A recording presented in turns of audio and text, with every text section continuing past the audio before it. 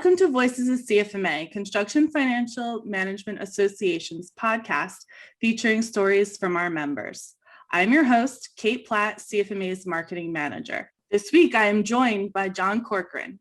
He is the current CPA liaison for Foundation Software, past president of CFMA, founding member and first president of the Valley of the Sun chapter, a Danny Parrish and Deborah Hahn Award winner, former executive director of SIGPAC, AGC CFMA conference co-founder, AICPA conference planning committee member, and organizer of the golf tournament at CFMA's annual conference and exhibition.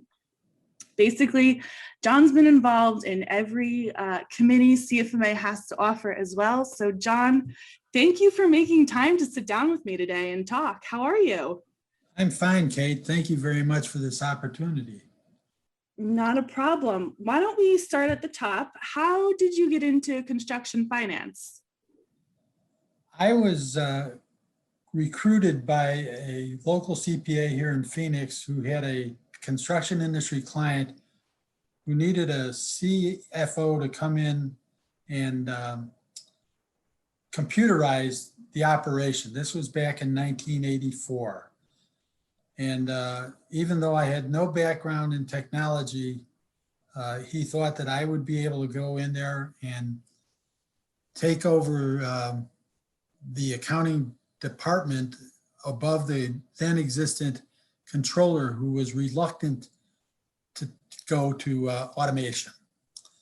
After selecting a software product to go along with the state-of-the-art IBM XT computers we had, we ran parallel for around 3 months, and the controller then resigned and I did not have to fire her. And that's how I got into the financial aspects of the construction industry.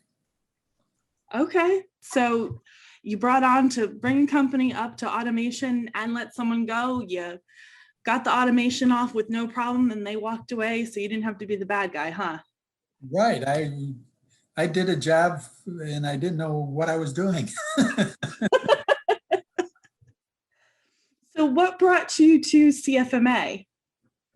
Well, in November of 1985, David Bone, who was a member of the San Diego chapter at that time, which was the benchmark chapter of CFMA in the 80s, and Marty Eckert, who was an officer of I think he was treasurer of CFMA at that time, and he was out of Houston, organized a group here in Phoenix. There was about 20 of us that got together after some of our members had attended, our members now had attended a meeting of CFMA in October. In those days, CFMA had 2 conferences a year, May and October. And they came to Phoenix and put upon a presentation at CFMA. This was mid-November, and by early December, we had our application in to form a chapter. And I am looking now at my certificate, and I have number 1588. Maybe I shouldn't let that out because that's kind of like a social security number within CFMA. But it's signed by Bill Miller, and January 3rd, 1986 is the date of my certificate. That is impressive. That is quick moving and, wonderful that you really helped bring CFMA to that area. Well, we had a very rapid growth. We actually were organized, like I say, in late December of 85. We had our first meeting in mid-February of 86. Had 45 members, or I shouldn't have called them members, 45 people attend the luncheon, and the rest is history. We're now close to 300 member chapter, and I believe we still are the largest chapter in the CFMA family. As I mentioned at the top of this, you're involved or have been involved in just about everything CFMA does. Can you tell me a little bit more about your involvement? I know that you have mentioned a couple different transitions that you've been part of. Would you like to share any of that with us? Sure. I attended my first CFMA National Conference in May of 1986. That was shortly after we became a chapter. And by the way, I haven't missed one since. I even did the virtual one last year, and I'm looking forward to the hybrid version this year. At that meeting in 1986 in Washington, D.C., Bill Miller and the officer decided it was time to expand the leadership of CFMA and formed an executive committee. And I was part of the original executive committee of CFMA. And I served probably too long on that. I was on it probably for the first, I'm going to say 12 to 15 years of its existence. And then Mel Burgess and Jackie Buck brought me back as a past president. I also was the publications committee chair when we switched from a 4-page newsletter to the current magazine, CFMA's Building Profits. I think the only two committees I don't think I was ever involved in was tax and accounting. And people who know me will realize why I wasn't on those committees. But I mean, so that's an impressive record in terms of committee participation. Well, it's been a very good ride for me, Kate. The 35 years I've been involved have brought me unbelievable number of friendships with people. In fact, I even have a family within CFMA now. We have the Corbucliano family, which is a conglomeration of myself, Jackie Buck, and Tony Stagliano, thus Corbucliano. It's a play on all of our last names. Very creative. And at every annual conference, albeit not last year because we didn't get together, we have a family dinner. And there are people who are begging to be invited to the dinner. And we do allow a few people to come, like Marge Weber usually joins us. Pam Hummel will join us. Dave Pesch are among three that I realize that are there. Danny Parrish, if he's around, comes.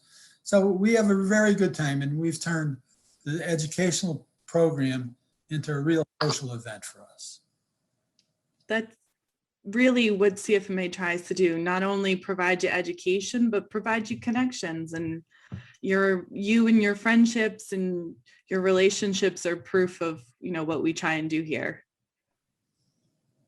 I think, one of my proudest moments was obviously being elected president of CFMA back in 1988, albeit it was a very short term.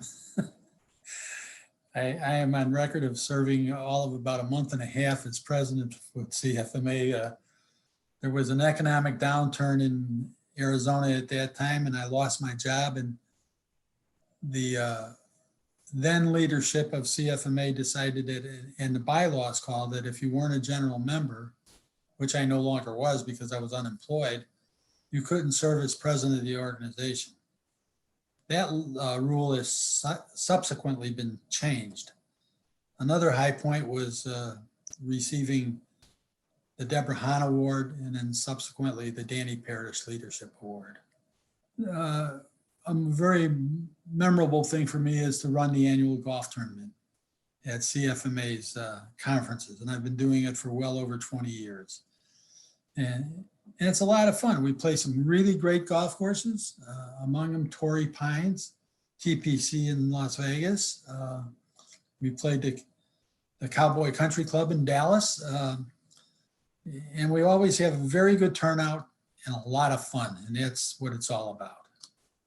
I know that the annual golf tournament is definitely a highlight for people. So your hard work is, enthusiastically appreciated. As you know, on this podcast, we like to talk about giving and getting advice throughout the years. And I'd like to know, and our listeners would like to know, what is the best piece of advice you've ever been given? The best piece of advice I've ever been given was, well, there's two of them. First one was marry the girl. Excellent advice. And that's, I've been married to Barbara. It'll be 57 years in June. Congratulations. So that was some pretty good advice that I was given. The other was one of my first employers in the public accounting world told me, if you can't impress them with your brilliance, don't try to dazzle them with BS. He says, because it'll get you in nothing but trouble. And I've tried to live by that. I'm very open. I don't try to paint a flowery picture of anything. I don't, a glowing picture.